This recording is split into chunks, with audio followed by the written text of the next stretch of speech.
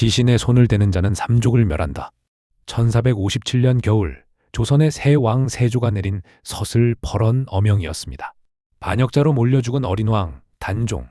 그의 시신은 차가운 동강 강변에 버려졌습니다. 조선 역사상 전무후무한 비극이 시작된 겁니다. 삼족이 멸한다는 공포 앞에 예의도 충성도 인간적인 연민도 사라졌습니다. 영월의 관리도 백성도 심지어 단종을 마지막까지 모시던 시종들까지 모두 겁에 질려 도망쳤습니다. 사흘 동안 그 누구도 시신 곁에 다가가지 못했습니다. 차가운 강바람 속에 까마귀들만이 시신 위를 맴돌며 죽음의 냄새를 맡고 있었죠. 그런데 사흘째 되던 밤 어둠을 뚫고 한 남자가 나타납니다. 그는 자신의 늙은 어머니 장례를 위해 정성껏 준비해 두었던 관과 수의를 지게에 지고 있었습니다. 자기 어머니에게 입힐 옷을 죽은 임금에게 입히려는 이 남자. 그는 대체 누구이며 왜 가문 전체의 목숨을 걸면서까지 이런 미친 짓을 자처한 걸까요? 오늘 500년을 이어져 내려온 뜨거운 의리의 기록, 영월 호장 어뭉도의 이야기를 시작합니다. 사실 단종은 태어나는 순간부터 저주받은 왕이었습니다. 1441년 세종의 손자로 태어났을 때 온 궁궐이 기뻐했지만 그 기쁨은 단 하루를 넘기지 못했습니다. 어머니 세자빈 권씨가 아기에게 젖 한 번 물려보지 못한 채 출산 다음 날 23살의 나이로 숨을 거뒀기 때문입니다. 조선에서 왕대비는 어린 왕을 지키는 최강의 방패입니다. 하지만 단종에겐 이 방패가 아예 없었습니다. 할아버지 세종대왕이 손자를 무릎에 앉히고 직접 글을 가르치며 애지중지 키웠지만 세종 사후 단종을 지켜줄 어른은 사실상 아무도 없었습니다. 아버지 문종마저 재위 2년 만에 39의 나이로 세상을 떠납니다. 1452년 12살 소년 단종은 자기 몸보다 큰 골룡포를 걸친 채 홀로 용상에 앉았습니다. 신하들이 천세를 외쳤지만 아이의 눈에 보인 건 오직 공포뿐이었습니다. 부모도 할아버지도 없는 텅 빈 세상에서 아이는 혼자 왕이 된 것입니다. 시스템의 빈자리는 너무나 컸고 그 빈자리를 노리는 날카로운 눈빛이 궁궐 구석구석을 훑고 있었습니다.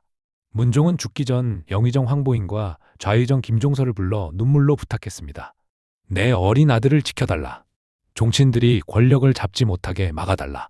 하지만 궁궐 그림자 속에는 호시탐탐 기회를 노리는 늑대가 있었습니다. 단종의 삼촌 수양대군이었습니다. 수양대군은 문종과 완전히 반대되는 인간이었습니다. 온화했던 형과 달리 그는 무예를 즐기고 거침없는 성격이었습니다. 직접 호랑이를 사냥할 만큼 기계가 넘쳤던 그는 치밀한 전략가이기도 했습니다.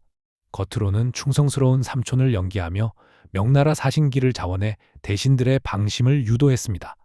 하지만 뒤에서는 한명회와 같은 책사들을 모아 쿠데타를 준비했죠.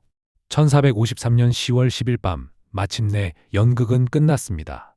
수양대군은 직접 철퇴를 들고 노장 김종서를 쓰러뜨렸습니다.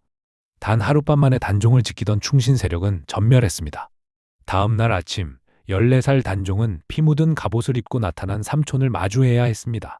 수양대군은 공손하게 김종서의 반역을 처단했다. 고 보고했지만 그건 새빨간 거짓말이었습니다. 역사는 그렇게 승자의 기록으로 바뀌기 시작했습니다. 그로부터 2년 뒤 수양대군은 본색을 드러내고 단종에게 왕위를 넘기라고 요구합니다. 거부하면 죽음뿐인 상황에서 단종은 왕좌를 내려놓았습니다. 하지만 세조는 만족하지 않았습니다. 성삼문 등 사육신의 복위 시도가 실패하자 그는 단종을 노상군으로 격하시켜 강원도 영월로 유배보냈습니다. 아내 정순왕후와의 마지막 이별은 청계천 영도교에서 이루어졌습니다. 영원히 이별하는 달이라는 이름처럼 두 사람은 그곳에서 헤어진 뒤 다시는 만나지 못했습니다. 왕후는 남편의 수레가 보이지 않을 때까지 다리 위에 서서 울고 또 울었습니다. 단종이 도착한 곳은 사방이 강과 절벽으로 막힌 천연의 감옥, 청룡포였습니다.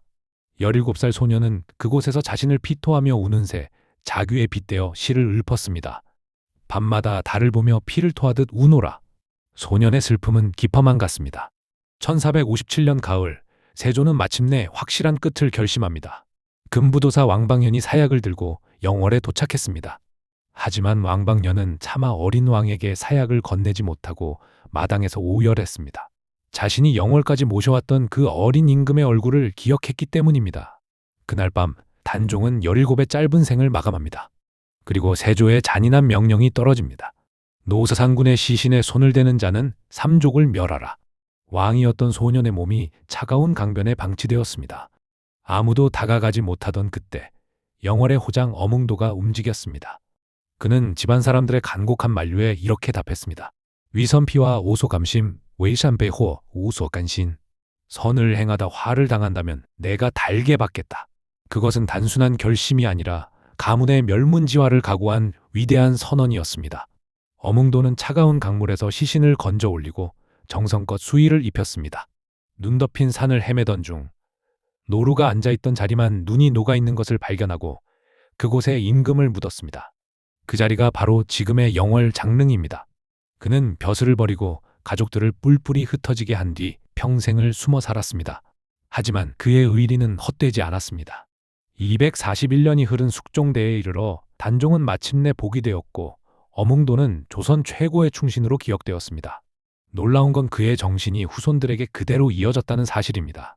일제강점기 김구 선생의 비서이자 임시정부 선전부장이었던 독립운동가 엄항섭, 그리고 히말라야에서 조난된 동료의 시신을 찾으러 목숨 건 원정을 떠났던 산악인 어몽길. 500년 전 어몽도가 보여준 버려진 일을 외면하지 않는 정신은 시대를 바꿔가며 지금도 우리 곁에 살아 있습니다. 여러분이 만약 그날 밤 영월의 어몽도였다면 어떤 선택을 하셨겠습니까? 역사는 결국 힘을 가진 자가 아니라 도리를 지킨 자의 이름을 가장 영광스럽게 기록합니다.